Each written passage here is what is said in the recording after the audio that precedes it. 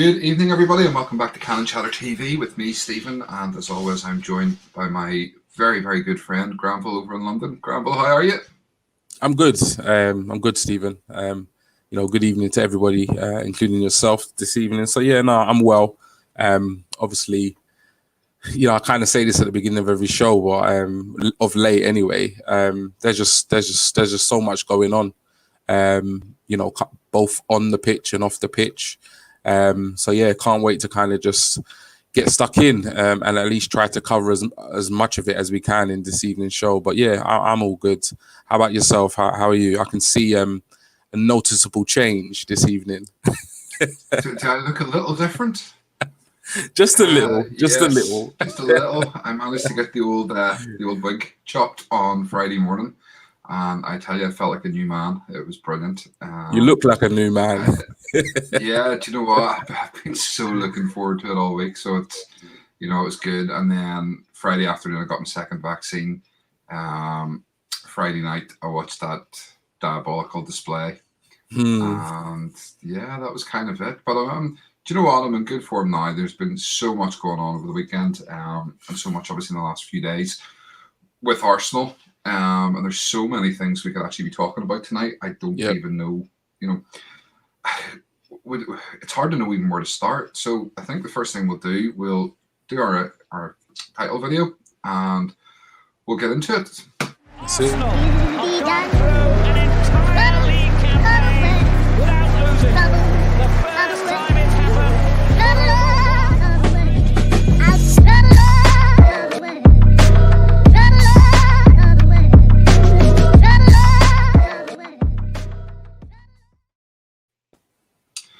So yeah, I mean, as I was saying, there's been so much has happened, and we'll talk about as much as we can over the next sort of however long we're on. And there is also we call this the Monday night moan-in.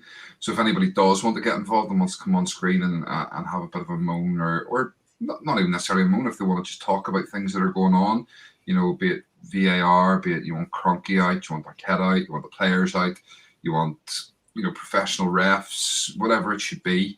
If you've an issue with UEFA or FIFA or whatever it should be, you want to come on and have a chat about it, drop me an email.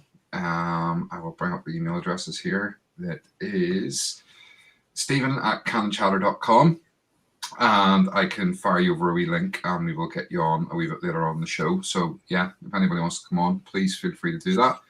And if you are watching live, drop a hello in the comments straight away.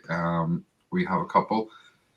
Oscar Marshall, all right, mate, I was messaging you on Twitter. Yeah, welcome, Oscar. Nice to have you with us. Nice to have you, enjoy the show. And our ever-present Chris with us again. Chris and his brilliant moment last week when he made his Cannon Chatter debut and tore Milner a new one, which was great fun for us. So, yeah, let's see. Sorry. All over the place tonight, just so much to think about. More comments, here we go. Or if we're all now downloading Spotify Premium. Yeah. I haven't even got it. I don't even use it. My wife has, but I don't. So we'll talk about that later on. All right, people. I have already got Spotify Premium. It's funny that the prices have gone up on that today, but we'll come on to that later. The first thing I want to sort of touch on, bit of good news today coming out of the club for a change, was that we finally got the confirmation that this man, Florian Balogun, has signed his new 4-year deal, keeping him at the club until 2025. And for me personally, I think that's great news. Mark, hi guys, nice haircut, bestie. Thank you, Mark. Doing that to 4-2. Yeah, it would be nice, wouldn't it? So, yeah, happy that we finally got the announcement that Balogun signed. I believe it was done a couple of weeks ago, but for whatever reason, they've held off until now and chosen today as the right time to announce it. Yeah, so I think, it's kind of pretty clear that the contract was wrapped up over the last kind of 2 or 3 weeks. And, in true Arsenal fashion, it takes them a while to announce these things. But yeah, no, really great that he's signed. look, I don't want us to all massively get carried away. But he is definitely a really good prospect. Watching him play in the under-23s and seeing glimpses of him, in and around the first team, he definitely looks like he's going to develop into a really good player and a good finisher. He seems to just have all the attributes you need in that kind of centre forward role. So yeah, I'm thrilled that he is staying. I didn't want Balogun to become just another name of one of the good or really good youth kind of prospects that we've had at Arsenal, has kind of slipped through our fingers, left on a free, and then has become a world beater and is banging in goals for Juventus 3 or 4 seasons down the line. So really glad he stayed, glad he signed that contract, and I think I'm actually quite excited to see him in and around the first team much more next season, because we all know he signed that contract because he was guaranteed to be in and around the first team and get first team minutes, because that seemed to be what it was about. It wasn't about the money. It was more about game time. So really excited to see him play next season. So yeah, chuffed he's staying. Yeah, good to see the comments coming from as well. They put out a 6.5 minute video about his signing today. Yeah. But it was good to see some of his comments, saying about he wants to be a leader for the team, and his plans are very much to be in the first team next season and to be pushing for a first team spot. So, it obviously sounds like he has been told he will be part of the first team squad, not sent out on loan. For me personally, that's what I want to see. I think he has all the talent. And, we've seen that in the few appearances he's made. I mean, he scored with his first touch. Yeah. Well, technically his second touch, he set it up with his first touch. So, I mean, I'm really, really pleased to see that. So, great news. Seems again Arteta was a huge factor to him signing a new deal. Seems, despite what fans think, the players seem behind Arteta anyway. Yeah, I mean, it seems to very much be the thing that you hear coming out, that the players all seem to love Arteta.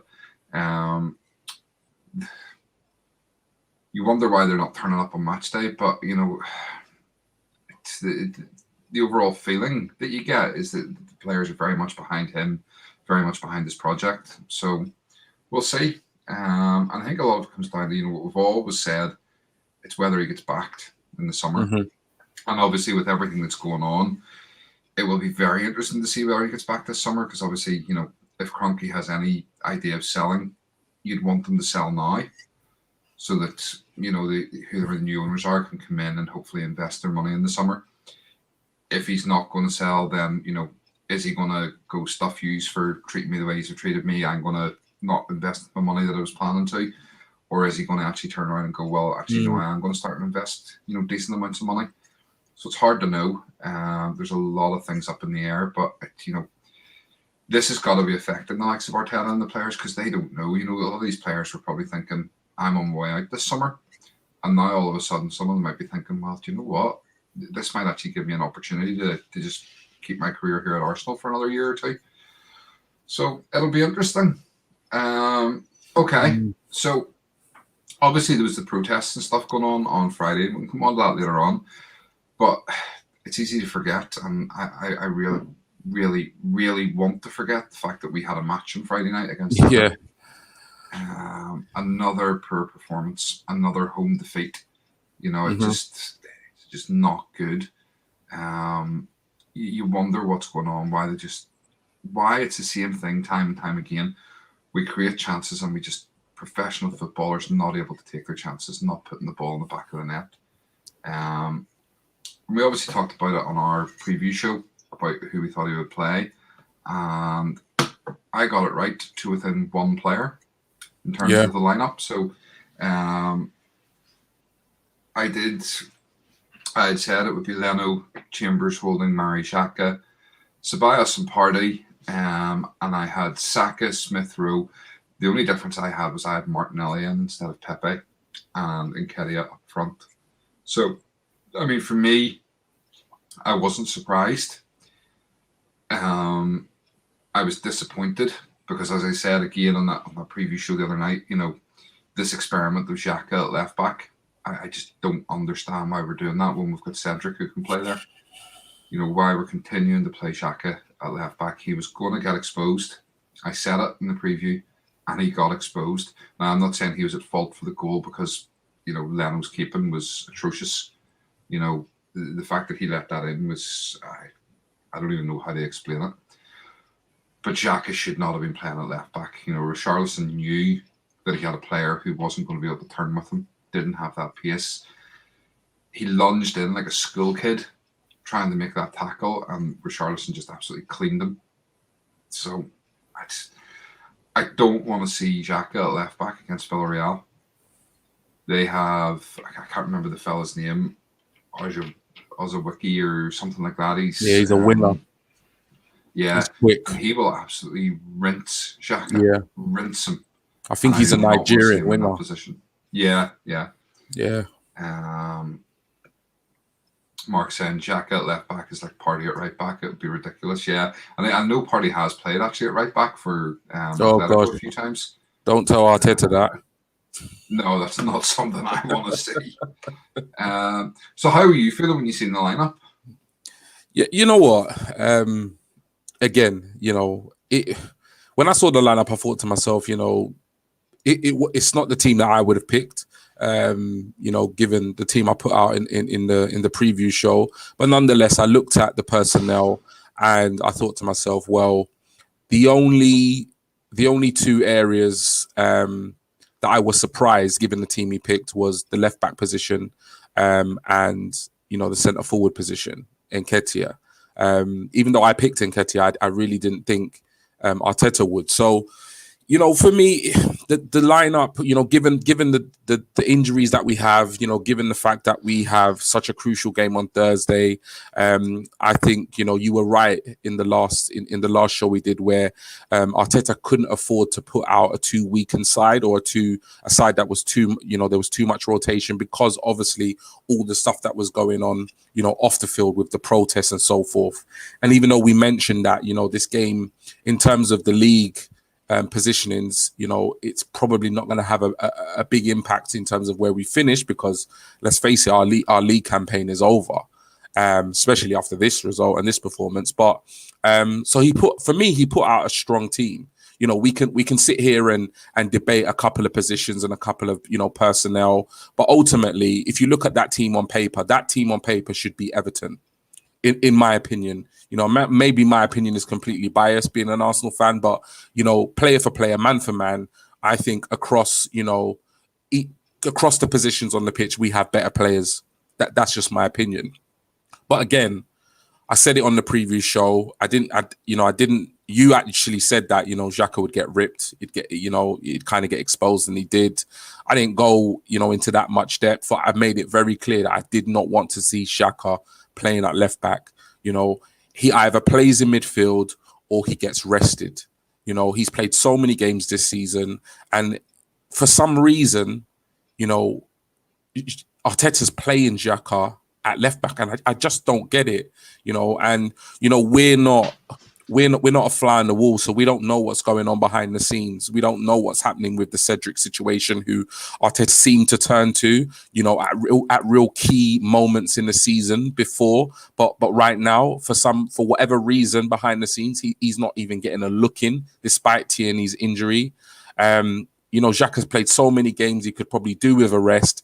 He's our second best option, in my opinion, in midfield. So for me, if he doesn't play in midfield, you give the geezer a rest. But, he's sticking with him at left back. And I'm just thinking to myself, why? If he stays at the club, he's going to be staying at the club as a midfield option. If you're going to sell him, you're going to be selling him as a midfield player. So what sense does it actually make to play him at left back? I just don't get it at all. And throughout the season, I've always massively, I've always been very optimistic. I tried to stay positive, and I've supported Arteta throughout what has been a very difficult season. But in this occasion, I don't care how he's played. He's not a left back. There's no big team is going to come in for Arteta to sign Zhaka and say, you know what, we need a left back. Let's sign Zhaka.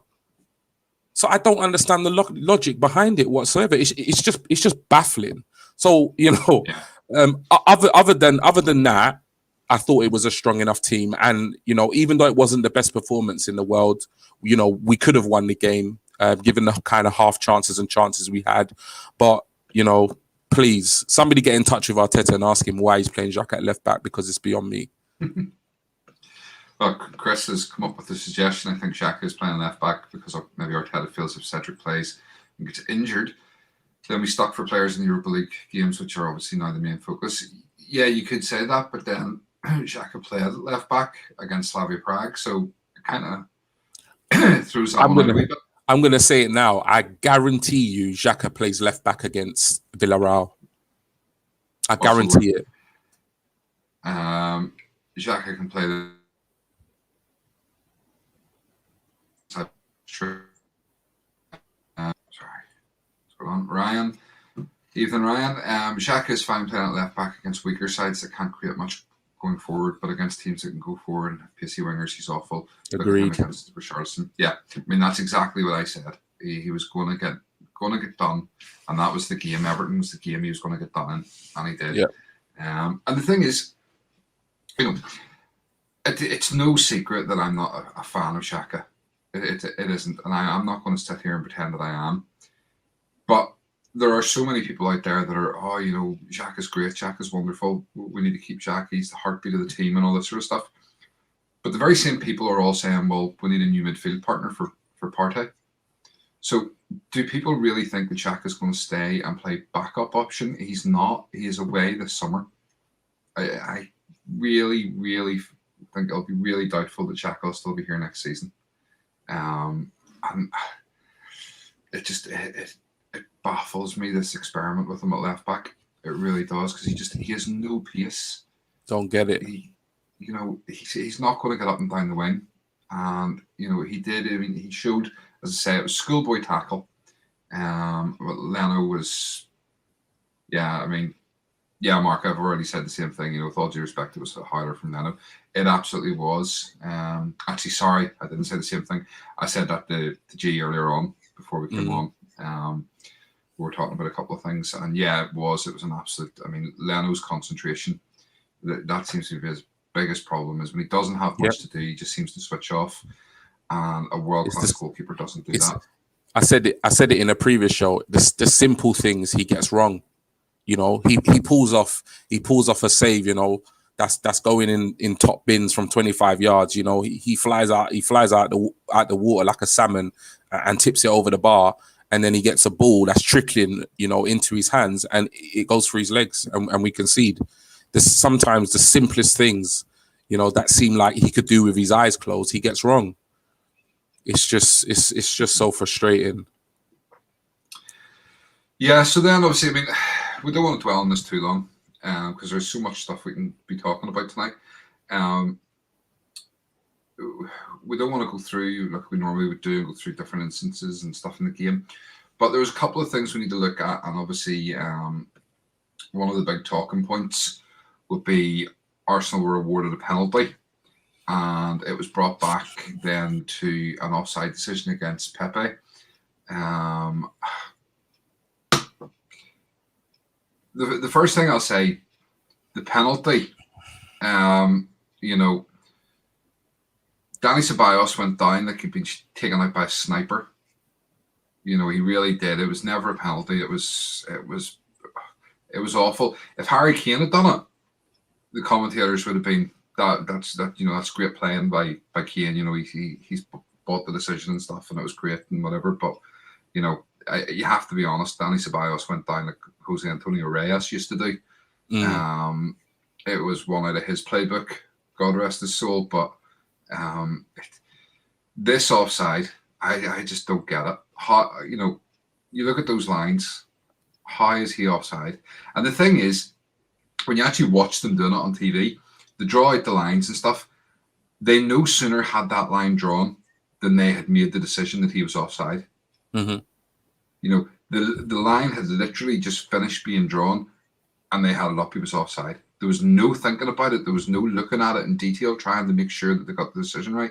It was as quick as they could go. No, offside. And for me, it's fixed.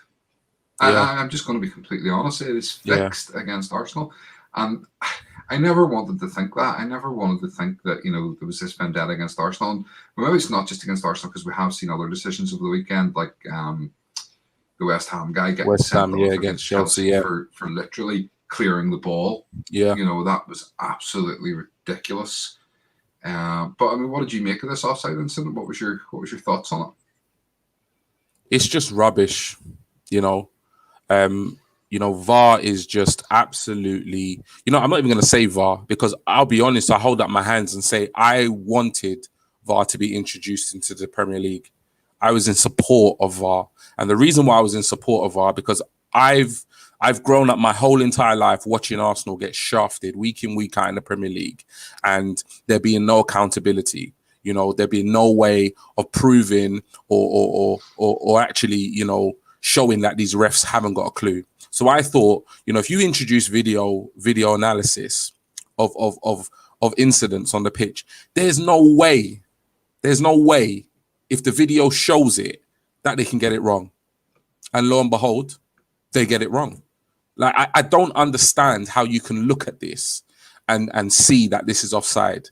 And I hear a lot of talk about, Tobias went down like he was shot or et cetera, et cetera. This is what Premier League players do. This is the culture, within the Premier League that we've created, where you see the likes of Salah and Kane do this week in, week out, and nobody bats an eyelid. But then when Lacazette, goes down somewhere on the pitch, match of the day presenters, want to scream and make a mockery of it. And all of a sudden they want to call out Tobias for it. At the end of the day, I don't agree with what Tobias did. But there was contact. And as far as the rule book states, if there's contact in a penalty area, it's a penalty. Now, how anybody can give this for offside is literally beyond me. Like, I just don't get it. I just don't get it. And to be honest, there's nothing more we can even say, because you look at those lines, you look at the players, you look at the Everton player, you look at the Arsenal player Pepe, and you just think to yourself, it's not offside. You draw the lines, it's not offside. So what other reason other than just blatant cheating have they come to that decision that he's offside? There's no other rational explanation other than they just didn't want to give us a penalty. It's that simple. And you could clearly see in the interview afterwards, Arteta was rattled by it. He was saying he had seen it back and just, and even, for once, even the commentators and stuff were saying that, how they're calling that offside, it seems a bit it's mad. Crazy. And the thing is, then if you look in the second half, they had an incident where, the hand was clearly over the line that had been drawn, yet it was given as onside. Yeah. So, it is ridiculous. The other was another one as well. Just on let me bring it up here. Tackle on Pepe. Pepe, yeah. Was it Holgate? It wasn't even given as a free kick. Yeah, I know. Mason Holgate.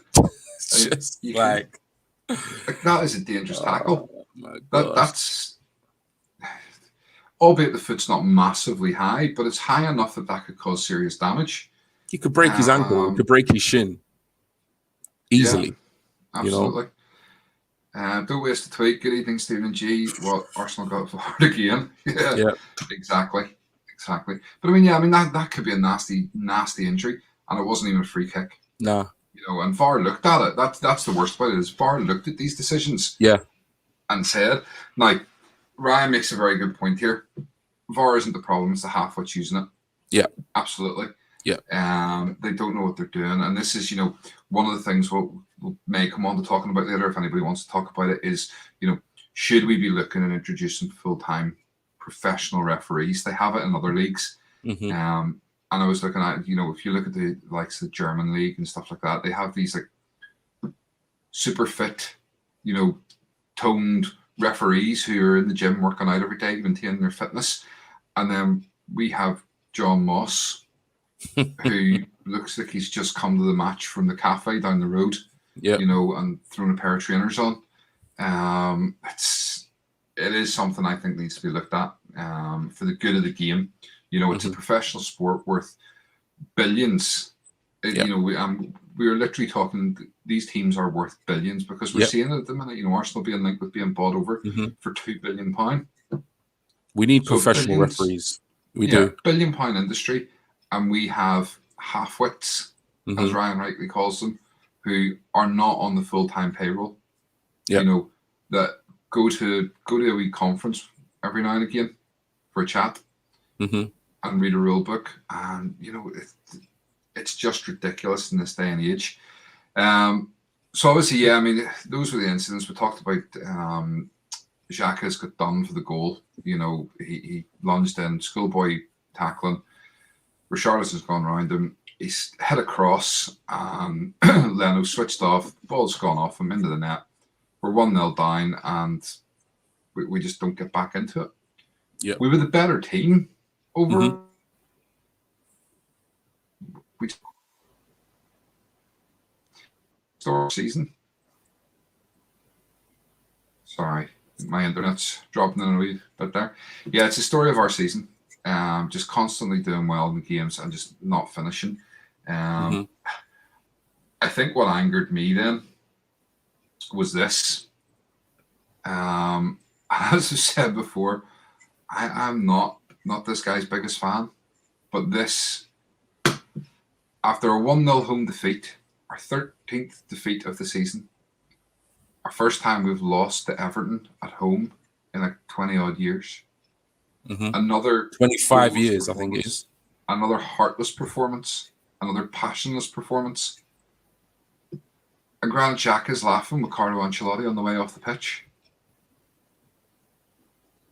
Yeah. Does anybody else see a problem with this? Because I'll be honest with you, I spoke to another Arsenal fan who, again, they're a very positive Arsenal fan. They tried to tell me that, he was having a kid the next day, and congratulations to Granit Xhaka and his wife on having another daughter. It's a wonderful thing. It really is. And we're parents, we know this. But I didn't know he was particularly close to Carlo Ancelotti. So they tried to tell me that Carlo Ancelotti was probably just congratulating him on, the fact he was going to be a dad again. Sometimes we have to open our eyes. These players don't care. For all those people that say Granit Xhaka cares, if Granit Xhaka cared, he would not be laughing and joking on his way off the pitch after he got rinsed. He got rinsed for Richarlison to take that cross. It wasn't even a shot, it was a cross. And then we had one shot on target in the whole match. Oh, mate. So why he's laughing and joking is beyond me. For anybody who tells me that this man cares about our club, now, I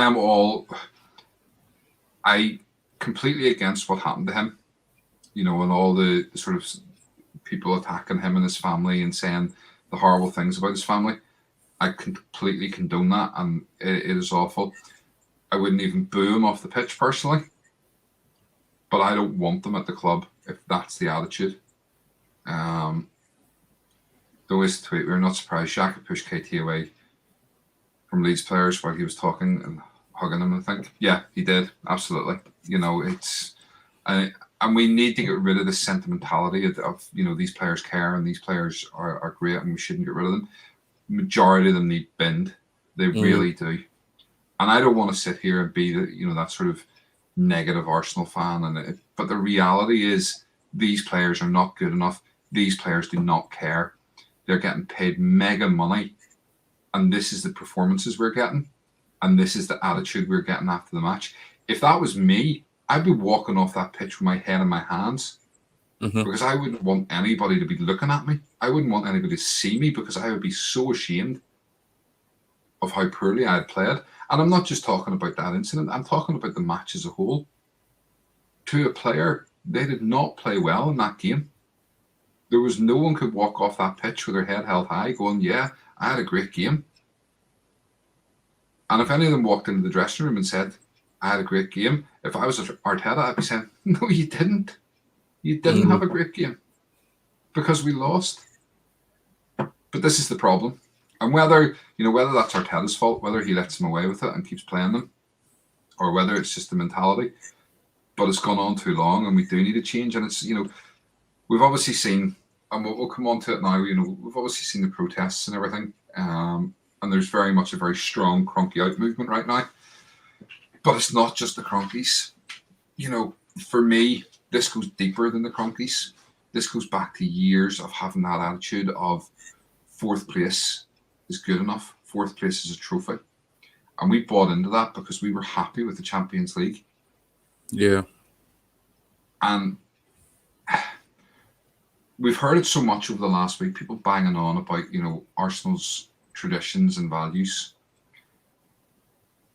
And, sporting merit. These are all the terms that we're hearing over the last week since the whole thing with the Super League came out. We believe that we want to be in a competition on sporting merit, but we want to be in a Champions League where first to fourth get into a competition called the Champions League. For me, that should be the team that gets in first. Yeah. It's the same with the Europa League. We potentially could come up against Man United in the final. Man United are in that competition. And this is no slight on Man United because it's the same for any team. And same, Atletico Madrid when they won it a couple of years ago. They're in the team, or in this competition, because they weren't quite the crappiest team in their Champions League group. Yeah. So they got rewarded by being allowed to drop into the Europa League. Mm-hmm. It's ridiculous. You didn't do well enough in the Champions League. Why are they rewarding these teams and letting them in? And I would be saying the exact same thing if Arsenal dropped out of the Champions League into it. They shouldn't be in it. There's no sporting integrity. There's no right to be there. The other thing, and this really annoyed me, was people talking about how it would kill the game and how it killed grassroots football and stuff. We don't care about grassroots football. We don't care how it affects other teams. And it's very silly that we pretend we do. How does a team who finishes second or third in the Premier League automatically get into the group stages of the Champions League? Yet, I'm from Northern Ireland, and there's the likes of Linfield or Glentoran, Cliftonville, whoever it should be that wins the Northern Irish Premiership, has to go into preliminary rounds, then has to go through qualifying rounds. And I worked it out. I think they'd have to go through 5 rounds just to get into the group stages of the Champions League. So where's the sporting integrity in that?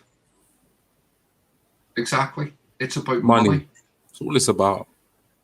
And you hear people say, well, no one wants to see, Barcelona and Arsenal and Chelsea or Man City or whoever it is go to the little old Linfield in Windsor Park and hammer them 10-0.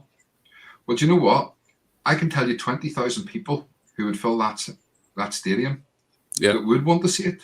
Yeah, I can tell you 11 players in Linfield that would want to be on that pitch playing against Lionel Messi. Yeah, playing against, Aubameyang. So it might not mean much in the grand scheme of things, but those players, they deserve that right. But they don't get it because it's about money. Mm-hmm. At the same time, that money, those gate receipts, that trickles down into Northern Irish football. And all of a sudden, things are a little bit better here.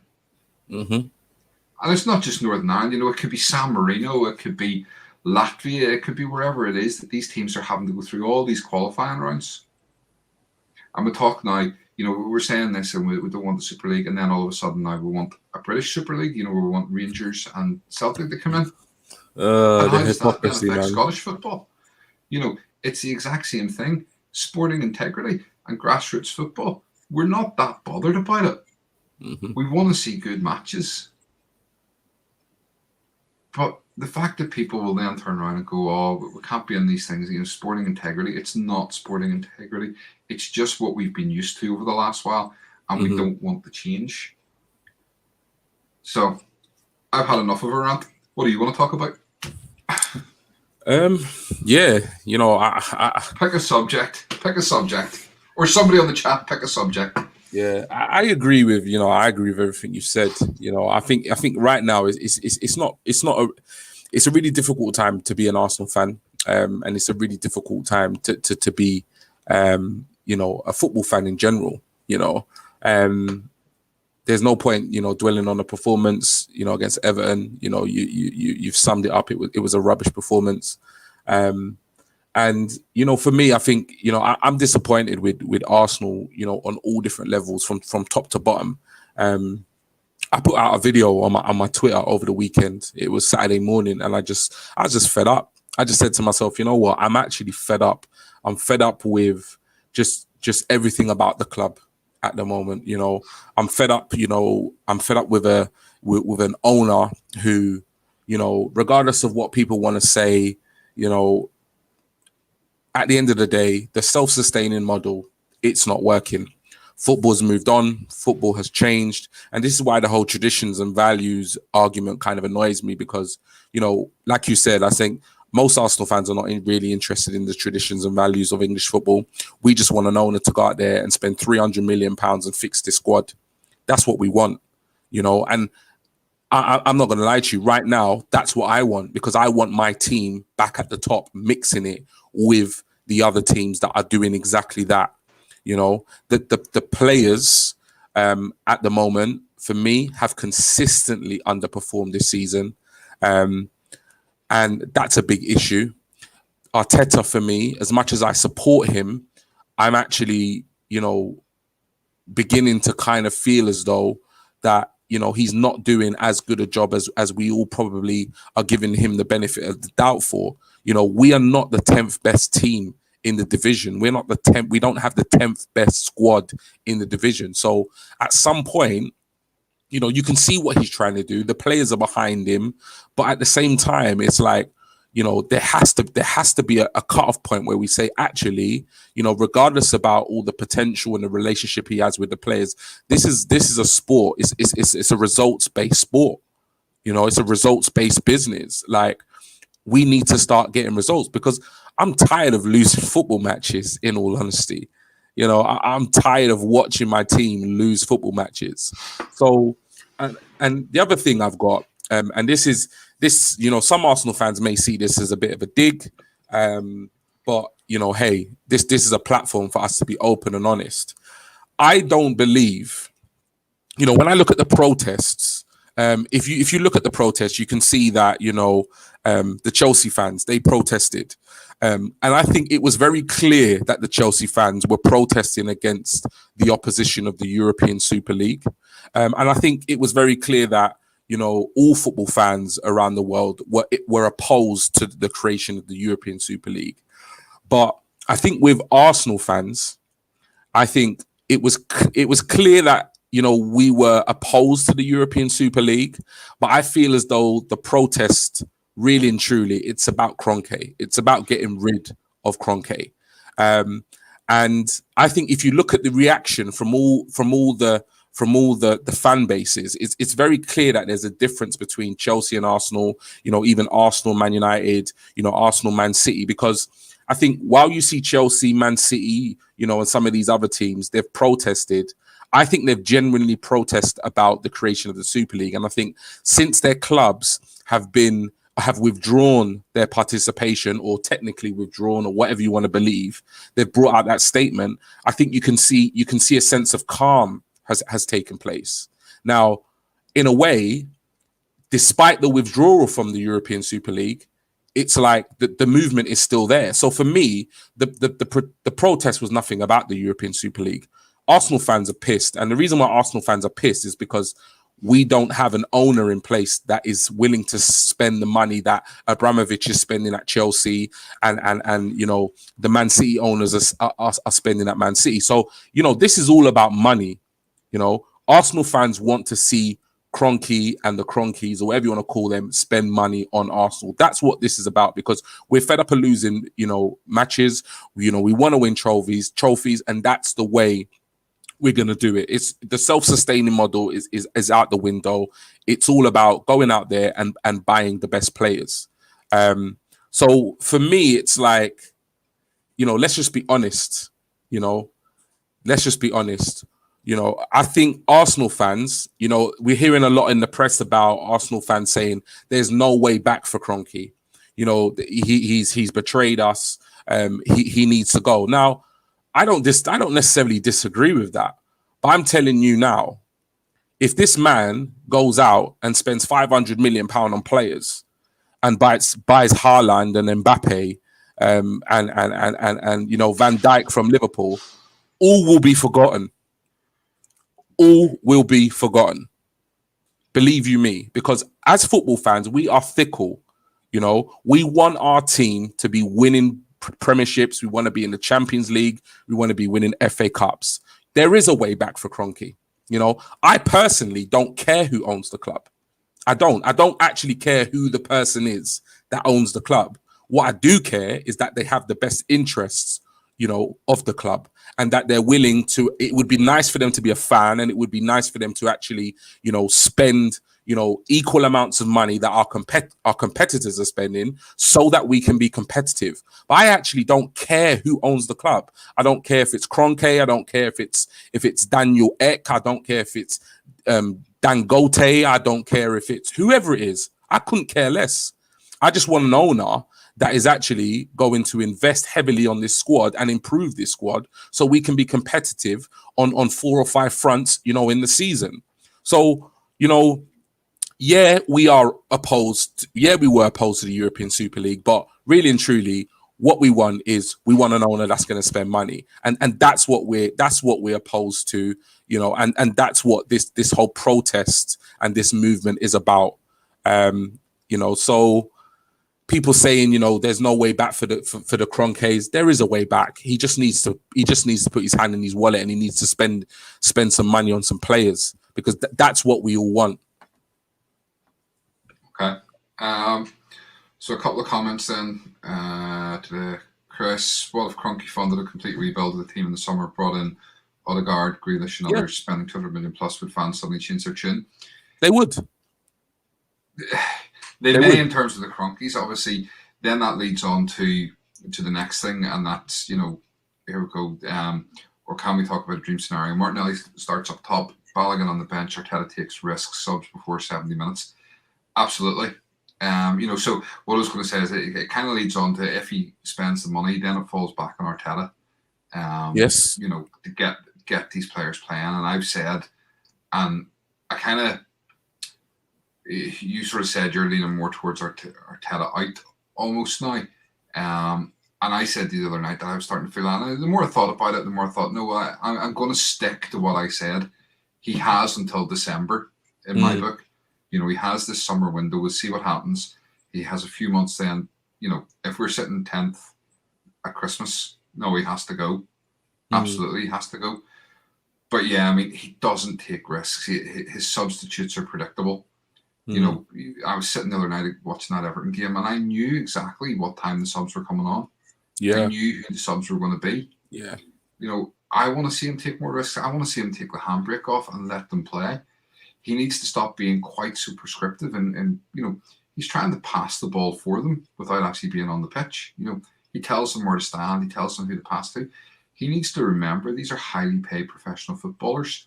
Give them their instructions before they go on the pitch, albeit if they're not doing things right during the match, get up and scream at them. But don't tell them how to kick every single ball. And yeah, take risks. Start Martin. I'd arguably say, even if Aubameyang's fit for Thursday night, start Martinelli up front. Balogun definitely, for me, has to be on the bench. Yeah, he makes sense. Lad. Why not? Why not? I mean, for you guys in the chat that are watching live, and if you're not watching live, and you're watching this later on, drop your comments in the comment section below. Are you Arteta in or Arteta out? What's the feelings at the minute? We've had 13 league defeats this season. He's been breaking records, and we keep finding excuses for saying, give him a chance, give him a chance. And I'm the same. I'm finding excuses to say give him a chance because I want them to do well. I really do. I like Arteta. He talks a good game. Yeah, but it's not there on the pitch. Yeah. But then, is he not playing to, he's playing a system that doesn't suit the players we have, rather than playing, he wants to play a certain way. Our players aren't capable of playing that. And rather than going, right, well, I'll change it to suit what we have. He's insisting that they try to change the suit what he wants, and they're not capable of doing it. No way Stan gives team 200 million unless they really need 400 million. No way he gives team all the money.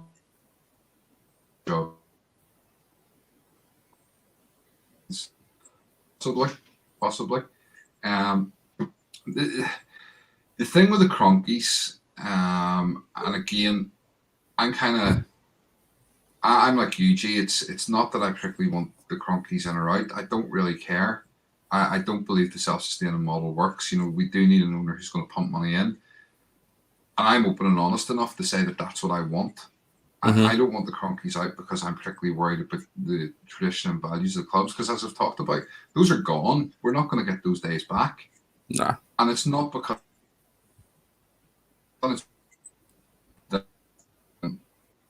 football moved on and football isn't there anymore doing that. So I don't care who it is owns it. I just want someone that pumps the money in. The Cronkies have only owned the club since 2018. Yes, they were the majority shareholder for 10 years or so before that. But if you look at, the graphs and stuff that show the 100% self-sustaining model, none of the other owners, nobody else who owns shares, put their hand in their pocket during that time to buy any players. Yet it's all put on the Cronkies as a majority shareholder. And yes, you can argue that they should be leading from the front. But as I've said before, when you're trying to buy a business, as they actively were trying to buy the business, you're not going to put more money in to make the business more valuable, to then have to spend more money to buy it. Now that they own the business, they're trying to get everything in order that wasn't in order before, because there's been issues in that club. And you've seen Tim Lewis has come in and he conducted a review. And yeah, we lost 50 members of staff. But there were 50 members of staff that were going to go because their jobs were surplus to requirement. It wasn't that it was just, we're sacking these people for the sake of it. They lost their jobs because they weren't needed anymore. And harsh as it is, it's business, and that is reality. So I can't blame them for that. They got rid of Raul, who, by all accounts, seemed to be doing some dodgy dealing over the likes of the Pepe deal and stuff. So now that all this stuff has been sorted out, they always said that this was the summer they were going to start and invest. So if they're at the club, I want to see them back it up. I want to see them put big money into this team because it needs it. And if they're not going to, then sell the club. 100%. Let someone come in who is going to invest the money. 100%. 100 million spent on 2 foreign players marketably when it should be used to get 4 to 5 players to fill his needs. Yeah. I'm in between. We have to get players he wants, etc. But this squad isn't 10th best in the Prem, and results have been unacceptable. Absolutely, Ryan. Chris, I agree the whole December thing, but he needs to be backed in the summer. If it's the same old story and the squad doesn't improve, then he's as good as done for me. Absolutely. And don't waste the tweet. Self-sustaining model works if contracts don't put team in a bind. Good recruiting, good management. Arsenal don't have that. Yeah, I mean, absolutely. It can work, and it worked for years in the sense of we competed. Yeah.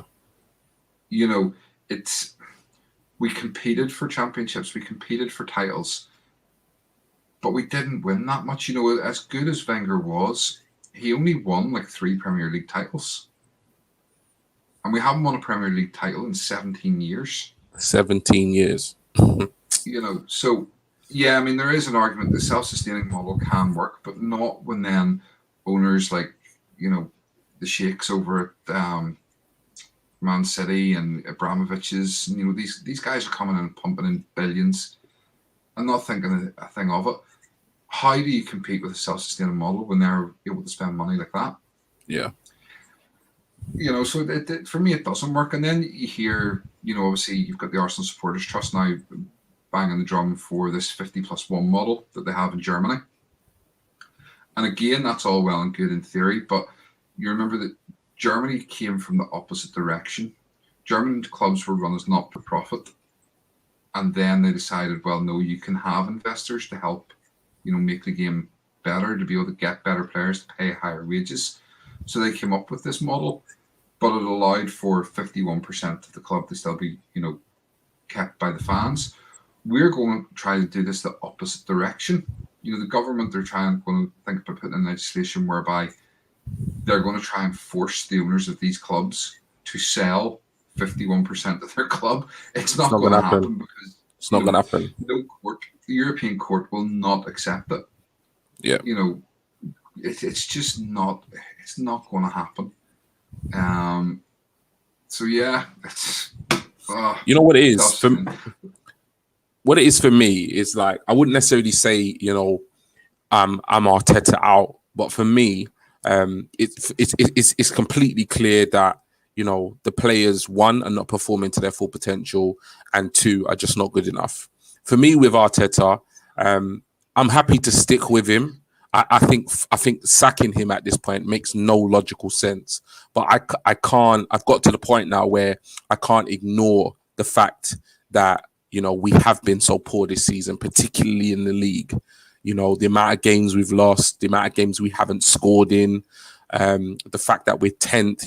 There's a very strong possibility we're going to finish in the bottom half of the Premiership table, which for me I thought was unthinkable. I thought I'd never ever witness Arsenal Football Club finishing the bottom half of the season, bottom half of the table, and that's really realistic. So my eyes are open, put it this way, to how he's performing as a manager. So for me, he's on thin ice going into next season.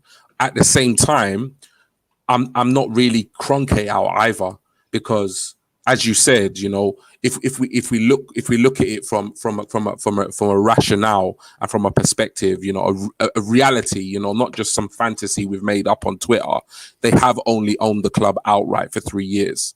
And, in a way, it's not even 3 years, but in a way, for me, the investment has to come at this point. We're 10th in the league. We are miles behind, the Man Cities, the Manchester Uniteds, and the Chelseas. And if big investment doesn't come this season, this summer, we're in massive trouble, massive trouble. So that investment has to come. And if that investment doesn't come, 100%, I'm like, get them out, 100%. Because like I said to you earlier, I'm not too fussed who owns the club, really and truly. I'm not. I don't care if it's a man, a woman, American, Nigerian, I don't care, really and truly. But what I do want from an owner is somebody who, is passionate about Arsenal and who is willing to invest their money in a similar way that Abramovich and the sheikhs at Man City does. That's all I'm asking for, So it's going to be interesting. It's going to be a very interesting summer. And it's going to be a very interesting season next season, because, a lot has to change between now and next season. A lot has to change. Otherwise, another season of this, I tell you, the next time you see me, all my hair is going to be grey, because it's so stressful watching and supporting Arsenal right now. Yeah, absolutely. Sorry, I'm just trying to find something here. I have that many desktops going on. Just on that, obviously on the tweet there, or the message, Leicester City makes it work without unlimited funds. But as a team, you have to be disciplined. Arsenal aren't disciplined, maybe in getting out new jerseys, player practice videos, etc. Yeah. You're right. Leicester don't have unlimited funds, but Leicester have had more funds injected into the club by their owners than Arsenal have, and I think I'm trying to find the thing I had the other day. And you know what else it is as well? Like no disrespect, 30 or 40%. Yeah, no disrespect to Leicester at all, because I think they've done great work as a club. Some of the players that they've brought through their scouting. You're talking Mahrez, Kante, etc. Fantastic, but I don't want us to be like Leicester. I don't. I don't even want us to be like what we've been in the last 17 years, which is, scrambling for 4th place. I want us to be challenging for the title. I want us to be in the Champions League and have a realistic chance of winning it.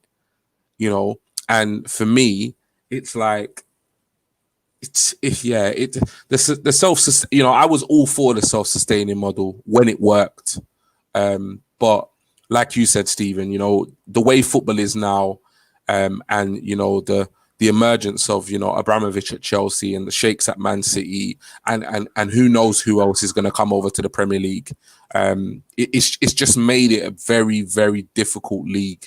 And the only way in which you can really kind of, you know, keep up with those teams is if you spend money. So, yeah, Leicester City a good side. Not don't get me wrong, but yeah, I want to be finishing above Leicester, and I want to be mixing it with the likes of United and City at the top.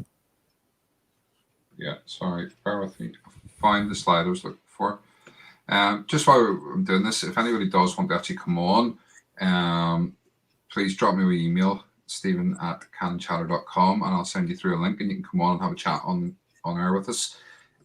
If not, you know, just continue firing through the comments on the chat. So yeah, just on the Leicester City thing, let me bring it up here. This is a table of Premier League source of funds from 2008 to 2017. So obviously this is from when the Cronkies really first came in, up until 3 years ago, to just before they took sole control of the club.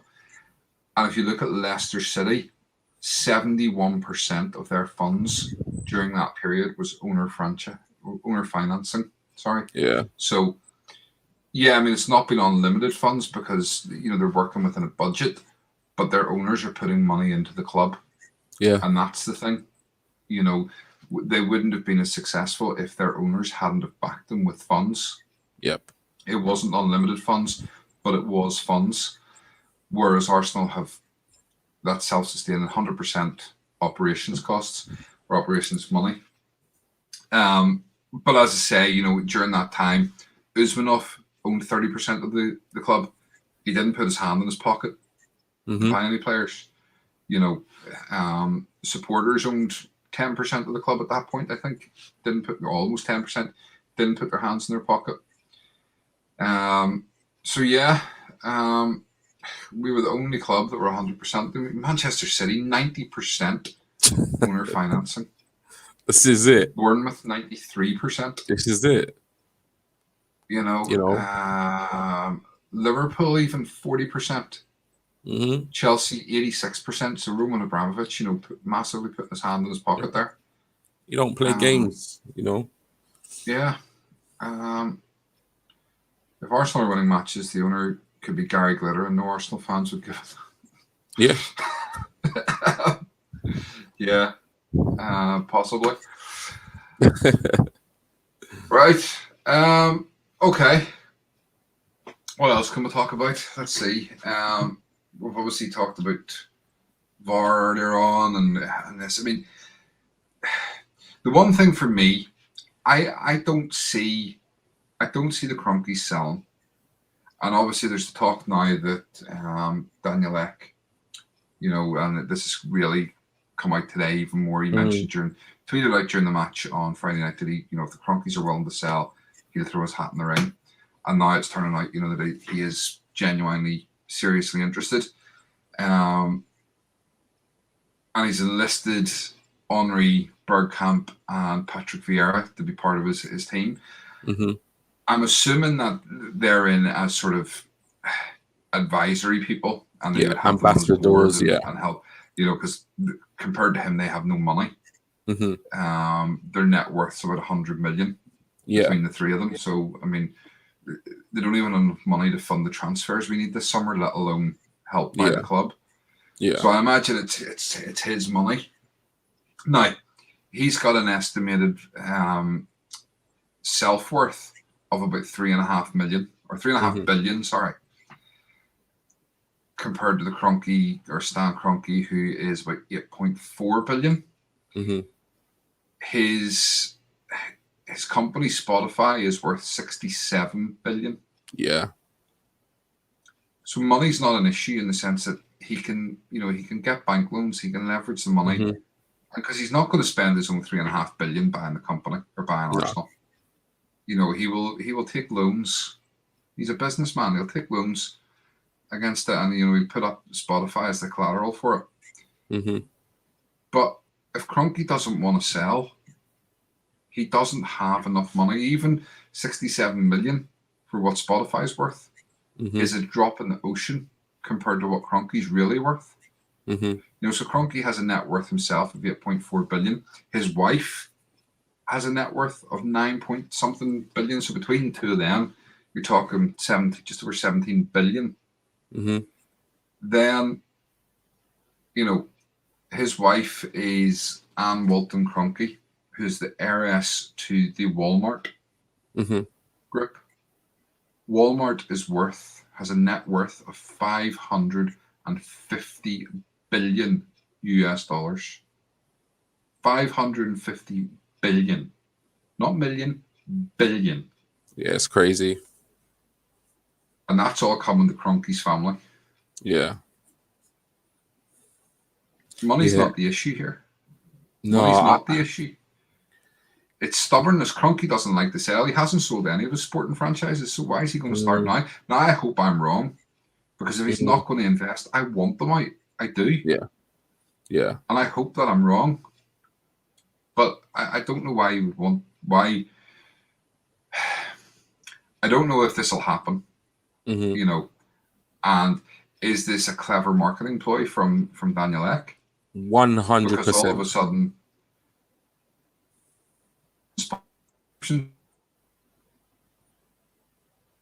So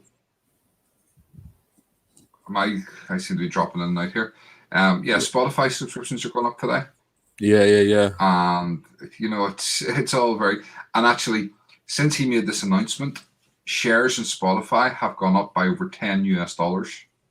There you go. 3.7%. It's all about money in the last 3 days. And on a company that size, that's big money. That's a massive jump in the valuation of the company. So, is it a clever marketing ploy, or is he genuinely interested? Is he genuinely going to put in a bid? Yeah. From my point of view, what I would say is, if it's true, and if he does get the club, there better be something in the agreement that Henry, Vieira, or Bergkamp are not allowed at any point to become manager of the team, because I do not want to see one of them as manager of this team. Yeah. And I've said it before, they haven't proved themselves at any other club that they're good enough. Neither is Arteta. Yeah. And look what's happening to Arteta. And do you want that to happen to a genuine legend of the club? Because Arteta's not a legend of the club. He's an ex-player, but he's not a legend. Do you want a legend of the club to have to go through that? So, if he wants to buy it and he's genuine about it and he's going to put the money into it, great. Don't be letting any of them three become manager. What's your feelings on it? Yeah, like I said, I'm not really fussed about whether or not who owns the club. For me, I do believe that the Cronkies can turn it around.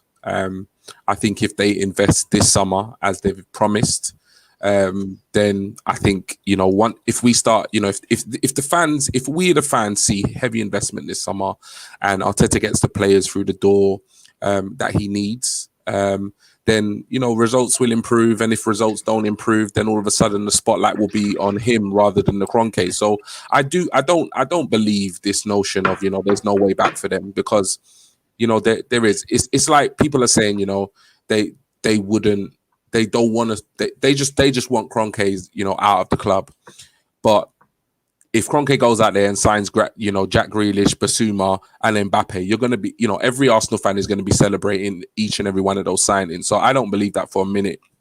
Now, all this kind of Daniel Ek talk. I think that if it's true, because we don't know if it's true, it could be a massive marketing tool. I think only time will tell. At the end of the day, the claims are that he's a massive Arsenal fan. He's passionate about the club. He supports the team. He's enlisted the help of the three, legends that you mentioned. And I think, if that is true, I think it's a very clever, kind of tactic for him, because I think this is going to be this.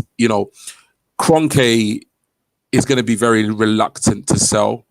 And I think, that him enlisting those three legends is definitely something, that he's going to rely on the momentum of the fan base getting behind, this potential deal. Now, I'm not saying that Cronky is going to be pressured into selling, because I still question whether or not that will work. But at the end of the day, it's a very smart move. If you are going to make a bid, for Arsenal with an owner that is reluctant to actually sell, and obviously the club's not doing very well, who better than to enlist, three of our most arguably three of our most best players, in the history of the club. So, it makes sense. It makes sense. Whether or not it will happen, I have no idea. I think Josh Cronky, made it very clear the other day during his interview that they have no intention of selling. But obviously the collapse of the European Super League, that may, have a massive impact, because at the end of the day, even if they have an intention of selling the club, they're not going to publicly just come out and say it. They're not going to say, we're going to sell the club in a couple of months. No. And we'll be gone. So we don't know what's going to happen behind the scenes. But obviously, the reason why I'm optimistic that Cronky may sell is because he is a businessman. And I don't think he's bought Arsenal for the love of Arsenal Football Club. I believe he's bought Arsenal because of money. So I think, like any businessman, there is a price, and he probably has a price in mind. And if he gets offered that price, he will accept it. I don't think he's in it for the love of the sport or the love of the football club. So I think if he is offered, a sum that he can't refuse, or his lawyers and his finance guys say, that's the figure we want, I think he will sell. The problem is, can anybody out there afford to cough up that sum of money in order for him to sell? We don't even know what that figure is. We don't know whether that figure is 2 billion, 3 billion, 8 billion. We have no idea, because when you get to, as you were saying, with your stats in terms of what he's worth and what his family are worth, once you start getting to those sums of money, it almost like money becomes nothing. Why is he even going to sell anyway? It's not like he's in need of money. So who knows? I think Arsenal fans are getting excited about, the Daniel X situation, because I think a lot of us are so desperate for change. We're so desperate for the club to go in another direction. And I think we're desperate for investment. And if this guy's going to come in and he's an Arsenal fan and he's willing to invest, then, obviously we're going to be crossing our fingers, our toes and whatever else in order for it to happen. But who knows? Really uncertain, though. Yeah. The future of Arsenal Football Club right now is massively uncertain. That's for sure. Couple of comments here. Best PR stunt ever. Let's be honest, a week ago, nobody knew. I knew Chris was going to say that. Now he's going to be the outlet. Go on Sky and the BBC have both gone mad over it, I believe, when I see it. Yeah, I mean, absolutely. I personally, I hadn't heard of him. So, no, and now all of a sudden today, he's a massive Arsenal fan who, regularly watches games live during board meetings on his laptop and stuff. The opportunity is there after the clear out in January. We can't hide behind that thing. High wage bills anymore. We should be in a position to bring in at least 2 to 3 players that improves things. Yeah, we should. Although that said, I don't know if you've seen today, it turns out that we are actually paying over 300 grand a week to Mesut Ozil until the end of the season. Yeah. So we didn't actually clear that off the wage bill. That's how the rich get richer. Announced a takeover, then stock rises, and many forget subscription fees have gone up. Smoke clears. KSE is still here. Yeah, absolutely. More than likely. I'll be honest with you. I personally don't think that the Cronky's going to sell. That's my personal feeling on it. I hope I'm wrong. As I say, if he's not going to invest, I do hope I'm wrong. I do hope he'll have the wherewithal and the good sense to sell, but I don't think he will. And whilst the protests are good, and the protests went off the other night, there was a couple of thousand people there, and for the most part, it seemed to be very, very well behaved. Yeah. All done right. There was one person got injured, falling off the roof of the shop, I think it was. Should never have been up there. That was just stupidity, but it is what it is. Overall, it was good, and if they want to keep going with it, fine. But I think that, if we want real change in football, and not just within our own club, people are protesting against the European Super League. Well, let's take that momentum and let's go for the real issue. And for me, the real issue lies with these two, FIFA and UEFA. They are corrupt, they are bent, they are crooked, they are whatever you want to say. I mean, how UEFA come out and say that the European Super League is a slap in the face to football fans.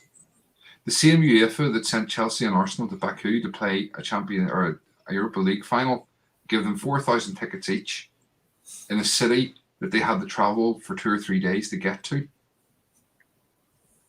The same FIFA who have got the next World Cup in Qatar in winter because it makes more money. Mm-hmm. That's all it's about. Why are Qatar have never qualified for a World Cup, to my knowledge. So why all of a sudden are we handing them a World Cup tournament? They're not worried about the people that are dying, building those stadiums. Mm-hmm. So why is the World Cup in Qatar? Because it's money, it's corruption, it's greed. We need reform in football. I said earlier on about the Champions League and how we talk about sporting integrity. For me, the Champions League should be the Champions League. It should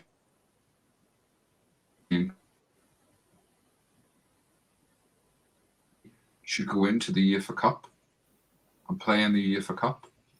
And they should bring back the Cup Winners' Cup for the team I used to really enjoy the watching domestic that. cup. Yeah, the team that wins the domestic cup, the most important domestic cup, because in our case we have two. We have the Carabao Cup that Man City beat Spuds yesterday, and that was great to see. That was the brilliant. Old Trophy Dodgers had it again. But they should bring it back. The FA Cup winners should be going into the Cup Winners' Cup. Yeah. Not this 4 teams going into the Champions League. But that's all about money and greed. It's not about sporting integrity. FIFA and UEFA need to go. And that's where we should be campaigning. We should be taking this energy and campaigning to get rid of them, get a new governing body, get it independently regulated, get it by proper footballing people. That's my opinion. That's kind of where I am. I'm more UEFA out than I am Cronky out, to be honest, right now, because I don't think Cronky's going to sell. So it's not that I think it's a waste of time what fans are doing. I just think that it could be better spent looking at getting back to the actual root cause of this problem. Cronky's been able to come in and, if people want to say that Cronky's using us as a cash cow and it's all about money for him, he's been allowed to do that by the system which is in place through FIFA, UEFA, and the Premier League. Yep. Corruption and greed is rife. Why are we not targeting this? Why are we not going all out, UEFA out, FIFA out? That's my personal opinion. I mean, what's your feelings on that, G? And you guys in the chat, I mean, do you agree? Do you think I'm wrong? Yeah, it's like I said, the whole kind of European Super League situation, its creation, its opposition, its collapse, it all just kind of, really opened my eyes to just what football really is about. I think over the years we've kind of just got obviously sucked into, watching our teams play, buying the shirts, seeing the huge, wages, and we've kind of just become accustomed to it. We're kind of just become numb to it. We're just oblivious to what's actually really going on. But yeah, football is, that's why, I wasn't kind of really vocally against the European Super League, because I didn't quite get why people were so passionate against it, because I just thought to myself, hold on, every single aspect of football is not about tradition. It's not about values.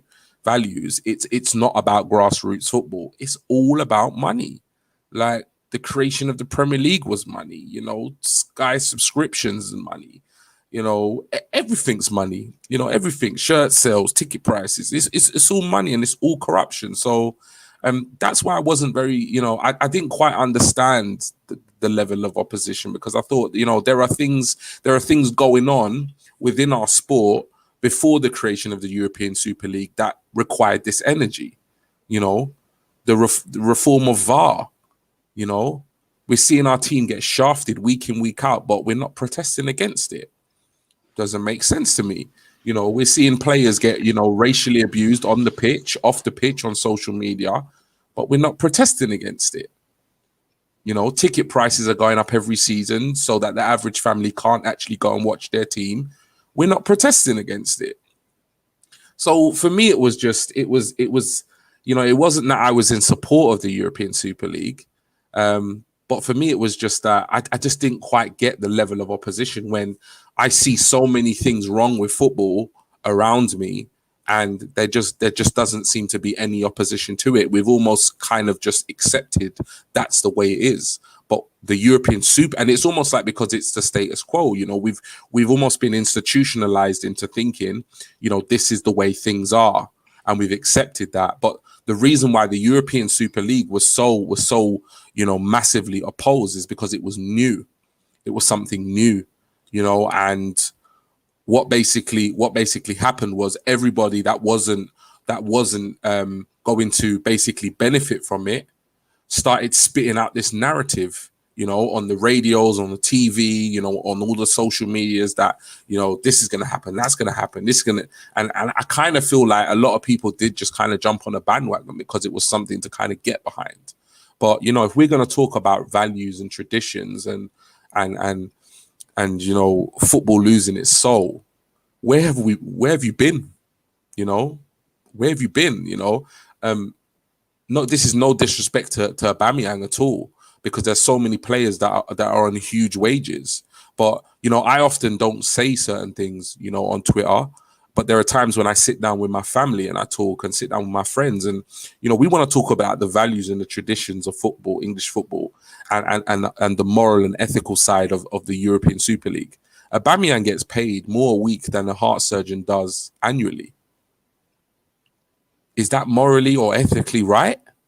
No, it's not. We don't care because he scores beautiful goals. So let's not pick and choose when we decide to kind of, become in tune with our moral compass or our ethics. Football is about money. As sad as it is about money.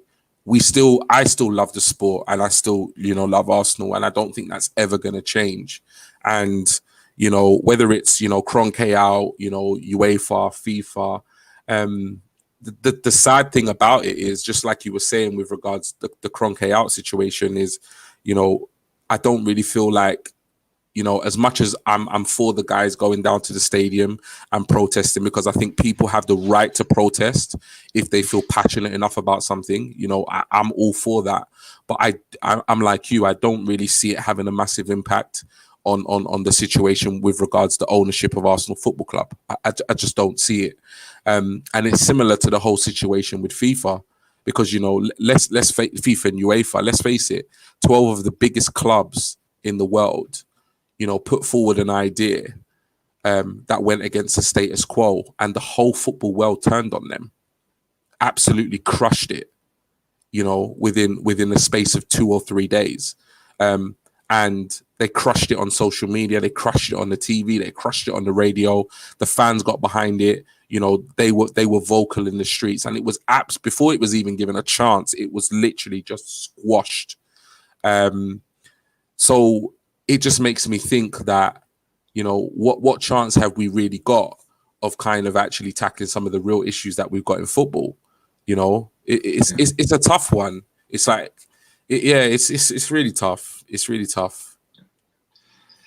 I have to say, I'll do a few comments here. I'll read me a sec. And, I know I've banged on a couple of times here about the sporting integrity. I will just say, don't get me wrong, much as I think that if we win the Europa League, we shouldn't be in the Champions League. Yeah. I'll still watch every single game that we play, and I'll still cheer us on in every single Champions League game, and I'll still enjoy them all.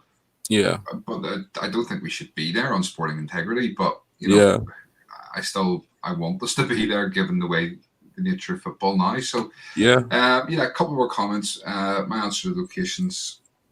My answer to locations for World Cup, Olympics, etc. Having event in location that doesn't need to build anything. Have a country in the world that you support, money support as a co-host country. Yeah, absolutely. Chris, it's now changed the game where major clubs that don't qualify for the Champions League can now get in using 4 places for league clubs. Yeah, that's obviously in the reformed Champions League. Comes into effect in a couple of years. Brazil created stadiums in a jungle. It's all about money. That's why Arsenal and Adidas bring out a new £40 training top every couple of weeks. It is. ESL was some team's answer to we want more of the money if it doesn't want to release those monies, so they give a better carrot. Yeah, I mean, you've seen that UEFA said they didn't have the money and all of a sudden they found an extra 4 billion from somewhere. I'm going to print out the next process if it gets us a few extras. Yeah, we'll talk about that, Chris. Okay. Listen, we've been on an hour and 20 minutes, and whilst it wasn't sort of what we'd planned, no one's sort of wanted to come on screen. It's been great that you guys have interacted so much in the comments, and if you are watching later on, and you haven't been able to join us live, please drop your comments below and share your thoughts on all the things we've talked about. If you think we're wrong, tell us we're wrong. If you think we're right, tell us we're right. We love to hear it all. No opinion's wrong, because at the end of the day, it's your opinion. And these are just our opinions that we've shared. And we'll always support people's right to have an opinion. We may not agree with things, but that it's but I'll defend your right to say it. That's not the exact verbatim words, but you know what I'm saying. So any last comments, drop them in now. We'll come back to them in a wee sec. G, do you want to take us through your customary end of show? No problem. But yeah, I just want to kind of echo, before I get into this, echo what Stephen said. This is all about opinions.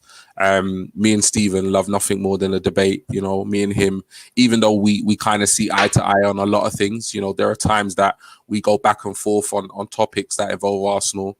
He'll kind of change sometimes my rationale.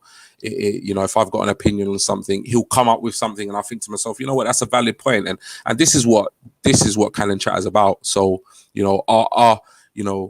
our opinions are not testament. So we want to interact. We want to find out, all different fans' perspectives. So, please do get involved, and thank you for those that regularly do get involved. Massively appreciate it. Please do follow us on all our socials. So we are on most of the famous ones out there. So we've got Facebook, which is Cannon Chatter. We've got Instagram, which is @Cannon_Chatter. Those of you who know much about Twitch, we've got a Twitch account, which is Cannon Chatter.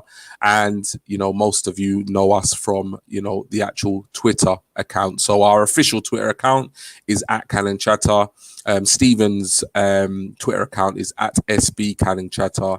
And my Twitter account is actually now G Rants Arsenal, because I was feeling really, really pissed off at the weekend after the Everton game. So I decided to actually change my Twitter account and put out a video on Saturday morning, literally, looking like I've just had enough of Arsenal. I really felt like that game at Everton was like the straw that broke the donkey's back. if you're familiar with that phrase, there you go. G Rants Arsenal. But yeah, I'm not quite there in terms of ranting. I think I ranted a few times tonight, but yeah, definitely, just got to be kind of, I think, be positive and as optimistic as possible. But at the same time, when they need to be told that they're not doing good enough, they need to be told. For those of you who obviously tune in every week, thank you so much for your support. Those of you who are watching this show at a later date or time, thank you for tuning in and catching up. Please do make sure that you like the video, you turn on those notifications so you don't miss out on any future content, and most importantly, subscribe. And we just massively appreciate your support. Tell your friends about us, share it. If you see anything that we're doing on Twitter, Instagram, Facebook, give it a share, give it a like, spread the word, have those conversations, and help us grow as a platform. Excellent, thank you. And as always, it would be remiss of me not to mention our sponsor, the Matchday Shop, www.thematchdayshop.com, or he is on Twitter at the Matchday. Run a really good like and share contest at the minute to win a signed Dennis Bergkamp shirt, which is he's going to give away on Friday, I believe. Do you know what? If you don't want to support the Cronkies and you don't want to put money in the club at the minute, make sure you get on to the matchdayshop.com. Yeah. And you can still get your Arsenal memorabilia. You can still get your Arsenal products, albeit maybe not current shirts and stuff unless they're signed. But he has some amazing stuff on there. Get on, check it out. In terms of subscriptions, please, as G says, keep subscribing to us. We will, when we hit 150 subs, we are going to give away this custom-made Arsenal bucket hat. Yeah. Which was made from an old Arsenal shirt, courtesy of, where have I got it? At sport_hat. You can find them on Twitter. It's an Etsy store. They can make turn your old shirts into bucket hats for, I believe it's about £20 plus postage and packaging. Or if needs be, he can source shirts for you. Okay, so last couple of comments before we head on. Ryan, on a lighter note, Spurs lost. Absolutely. I was so happy, man. Oh my God. I actually watched the game. I did watch the game and I was so thrilled that they lost. No, I watched it. I watched Spurs for. No, I literally, I didn't watch it all, but I had it on in the background and I could see City were literally all over them. But I thought it was going to be one of those days for City, but nah, they tucked them away nicely. So yeah, love it. I'm not gonna lie, I did put it on in the bedroom. That's what I'm saying. Sorting out some clothes and stuff. Yesterday afternoon, I fired it on in the bedroom for 10 minutes. I actually missed the goal because I was in the other room at the time. But yeah, I wasn't going to watch the whole thing. Okay. Don't waste the tweet. Great show. Enjoy the interaction. Have a good night. Thank you. We really appreciate you coming along. Stephen S. Spurs cabinet stay dusty. Absolutely. Right. The way it should be.